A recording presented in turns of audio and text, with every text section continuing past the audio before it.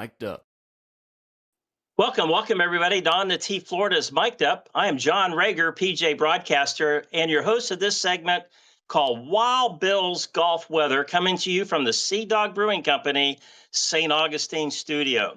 Hey, this week it's the Masters, and not only will we hear about the weather forecast, which always plays an integral part in the outcome of this tournament, we will also include some banter about the fantastic Masters Fair and some special swag that we will share.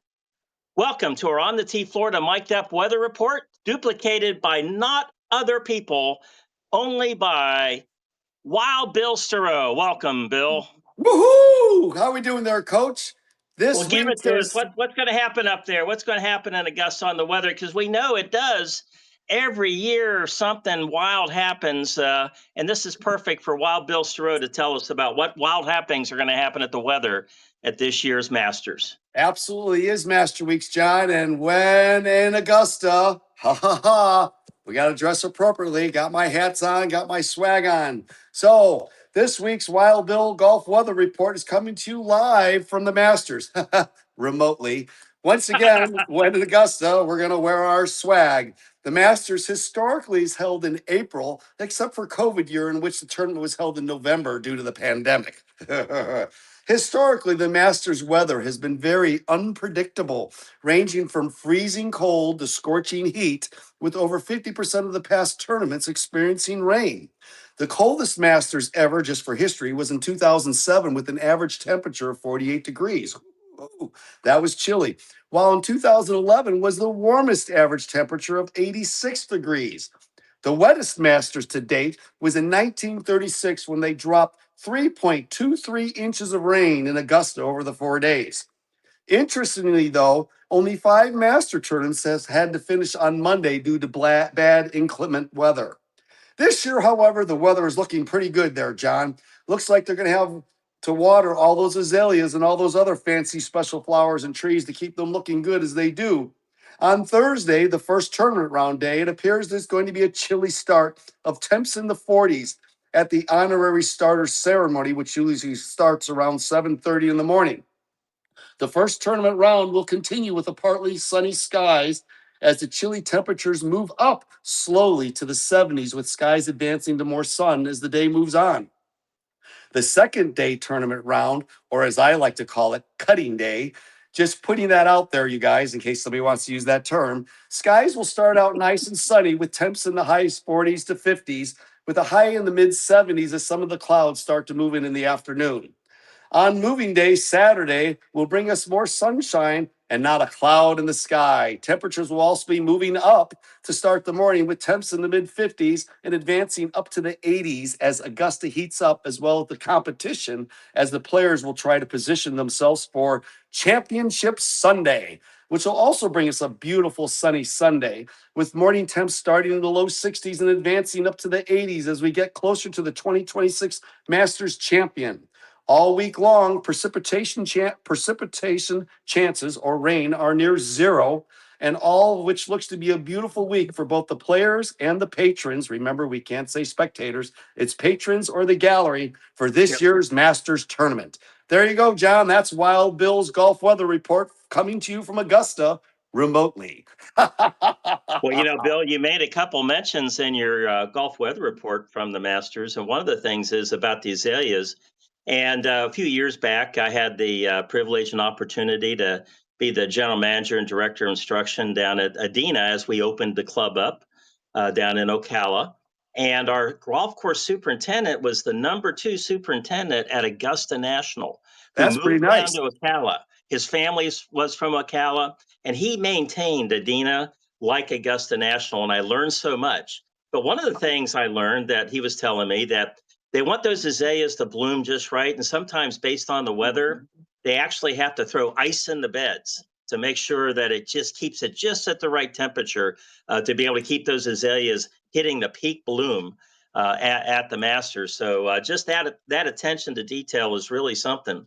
Hey, but also, one of the things about the Masters, and this is something we want to talk about, not only are we talking about the history of the weather at the Masters and what's coming up on the golf weather this week, but Wild Bill, you actually have a lot of interest in some of the things like I do about the Masters, like everybody does. One of the things is about the fare, the food. They don't charge as much at the Masters for concessions like they do. If you went to a Major League Baseball stadium, you had a chicken sandwich and a beer, it costs you $54. But when you go to the Masters, a chicken sandwich and a beer might be $7 total. I Yeah, mean, it's pretty incredible. I think So last time I was there, beers were like $2.50 or something like that versus Waste Management. They're like $30. well, that's exactly right. So, hey, one of the things I want to talk about is, have you ever prepared some of the Masters fare? Do you, for example, we're all sitting at home and we're thinking about it's Masters Sunday. Is there anything you've ever prepared that's right off that menu, doing your home cooking there?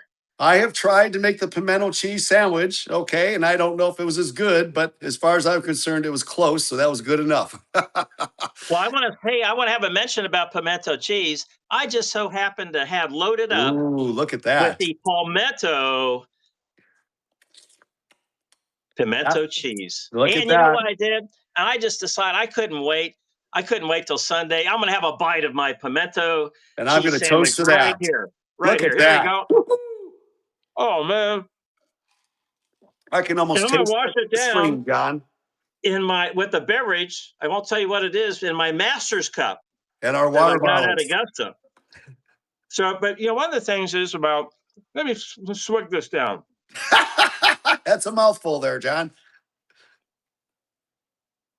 But one of the things I've learned, especially like this cup and some other stuff, it's all about the swag at Augusta.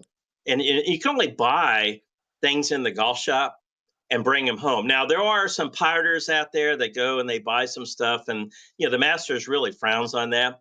But truly, if you have something that's got a Masters logo on it, you had to be there to get it, or you had somebody that was a patron that got it for you. But one of the fun things about it is the swag. So I'm going to show you one piece of swag I have. And Bill, you have got a great swag collection. Now, for our viewers out there, right behind me, next to my Caddyshack Gopher, is I've got one of the Masters banners. I'm getting ready to stick that out front, put it on the flag stick.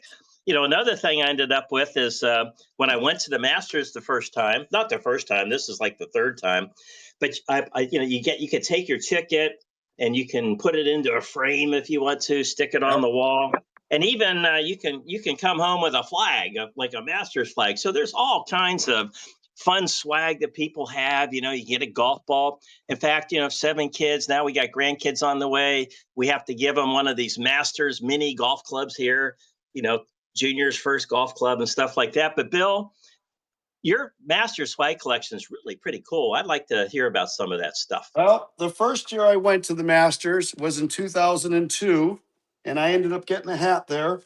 And I got a couple other things, but that was my hat from 2002. Okay. And unfortunately, I don't have the ticket there because back then we used to be able to buy them off the street. Okay. Then I got a 2004 hat when Mickelson won. Okay. I've also gotten my Tilly hat with the Masters logo on it. This is one of my favorite hats to wear during the Masters. In fact, I'll put that one on right now. All right. Those Tilly hats. I used to have a Tilly hat, and they used to have a guarantee if you ever lost your Tilly hat, they would send you another one. Yep. But I don't know. Well, I don't know if they'll That could send be you hard to a replace. Masters Tilly hat. That could be hard to replace. Those are few and far between. I've also, the one year I was there, I got one of the 2004 commemorative pins, which is hard to find. And then, of course, you get the cigar holder and the ball markers, the pack of ball markers, and even the keychain. And I was lucky enough to score a spectator guide, which gives the map out of everything like that. It's pretty interesting. And then here, Bill, it John. reminds me of the time, one of the times I was at the Masters, you go to, they call it the outdoor golf shop. Yep. But now it's pretty fancy. It's indoors, but they still call it the outdoor golf shop. And a friend of mine, John Johnson, PGA golf professional, he used to be the assistant pro there at Augusta. And throughout the years, he would come back every year to help out in that outdoor golf shop. Last couple of years, he was in charge of packages where There you if you go. could buy it, you could buy all that stuff. No. And after you're done, you could take that stuff and you could give it to his team. And then they would go ahead and ship it home for you. There you And go. at the end of the day, a big fleet of UPS trucks would roll in. And I asked him, I said, well, how many packages a day did you ship UPS back? He goes, about 8,000 a day That's a of lot. stuff. And I can see why now, because I was standing in line. It's like a super Walmart, man. They've got like aisle after aisle after aisle to check out. And they had the one year I went, they had like the prices on the cash registers, people ringing them up and everything, get to their total. And everywhere you look, $1,200 here, $2,000 there, $4,000 there. I mean, nobody bought a ball marker for 1995. I mean, it was just all you just get so caught up in it. You have to buy all that stuff. Well, I'm going to show you something unique that you don't see very often. Here is a practice putting cup from the Masters. Oh Look man, at that. Made out of pewter. We actually practice and putt into this, which is pretty interesting. However, that is interesting. I do have a Masters towel, but the piece of resistance is the ultimate holy grail of the Masters, and that is a signed 2019 Tiger Woods Master Champion flag. Look at that. Those are hard to get. They are, Hard, and for hard, our hard viewers to out get. there, I can personally attest to the validity of that signature and that flag. I know how it was acquired. And Bill was very gracious and purchased that flag, and 100% of that money went to a local charity in Gainesville, Florida, and it is the real deal, the real signature. And if you notice, Tiger Woods' signature is in the middle of that flag, and Oops. the reason why is if you can only sign the middle of that flag if you won the Masters. If you didn't win the Masters, you Then you're can't out sign the here. middle of that flag. That's Tiger's signature right there. Hey, well, Bill, before we go though, uh, you had an encounter with Tiger Woods at the Masters. Tell us Well, about that. I've actually had a couple encounters with Tiger, but one at the Masters, and I can't remember exactly what year it was. But off the first tee, he kind of hit it into the pine trees to the left, and it actually hit my foot. And that was the first time I was close to Tiger. Boy, he's tall. Standing right next to me. Wasn't happy about his ball though. But I have seen Tiger a couple other times because my son is, for example, was in the last year junior amateur championship in Oh, that's Texas, right. and Just for our viewers out there, just like you come from. You don't come from. You are the golf family. You yes, created we this are. golf family. Your daughter Ellie's a PGA golf professional, but your Yes, he son is. Will played in the USGA Junior, Amateur qualified and played in championship, the right? National USGA Junior Championship. Yep. And he's probably played about 4 or 5 rounds now where Charlie's been there. And my wife almost bumped into Tiger Woods. She didn't even know who he was at the time when he ran into her because he's wearing his big glasses. And we know why he's wearing his glasses now, don't we? Oh, stop it! Stop it! We wish Tiger all the best. We do To wish make sure. Tiger the best. We wish Yes, we Tiger the do. best. Yes, we do. Okay, well, that's great. Well, But yes, Bill, I've thoroughly enjoyed seeing your swag collection, and so with that, everybody on the T woo-hoo, Florida is mic'd up, and a special shout out to Sea Dog Brewery. They're the there we ones go. who sponsor on the T Florida is mic'd up. Wonderful place down there in Treasure Island. Highly recommended.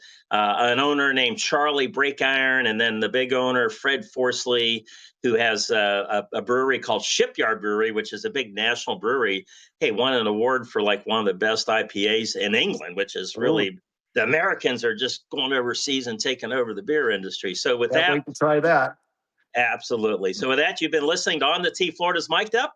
Until next week, just remember, always carry an umbrella in case it starts to rain. Take care, everybody. Woohoo!